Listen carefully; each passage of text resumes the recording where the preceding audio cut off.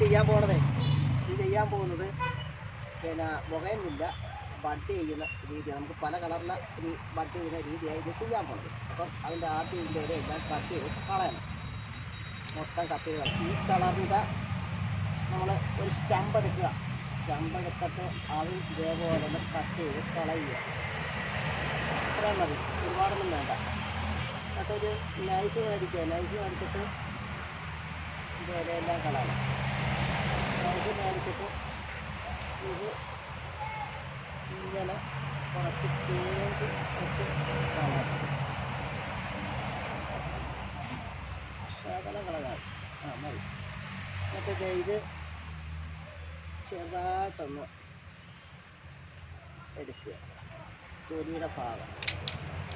എന്നിട്ട് ഇത് പതുക്കെ ഇതിനകത്തോട്ട് ചേടി വെക്കും. ഇത്രയും എന്നിട്ട് ടേപ്പ് വെച്ച് ഒട്ടിക്കുക.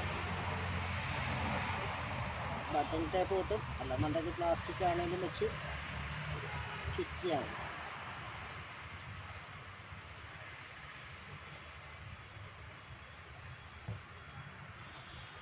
വലിച്ചു ചുറ്റണേ, വലിച്ചു ചുറ്റിയെങ്കിലേ അത് ക്ലിയർ ആകും.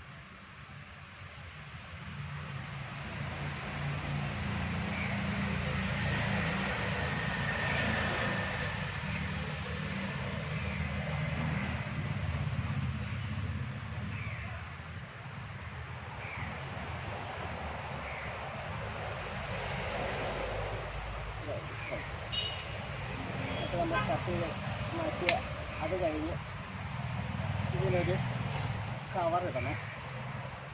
കവർ ഇങ്ങനെ അവിടെ തേച്ചിടുക. തേച്ചിട്ടിട്ട് മൊത്തത്തിലൊന്ന് വെച്ച് കെട്ടുക.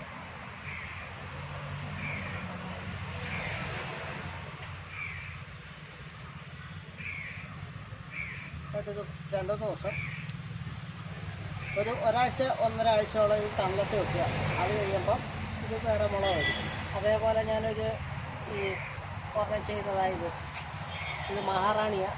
ഇതിപ്പോൾ ഫ്ലവറൊക്കെ ആയിട്ടുണ്ട്. ഇത് അതേപോലെ ഒരെണ്ണം ചെയ്യുന്നത്.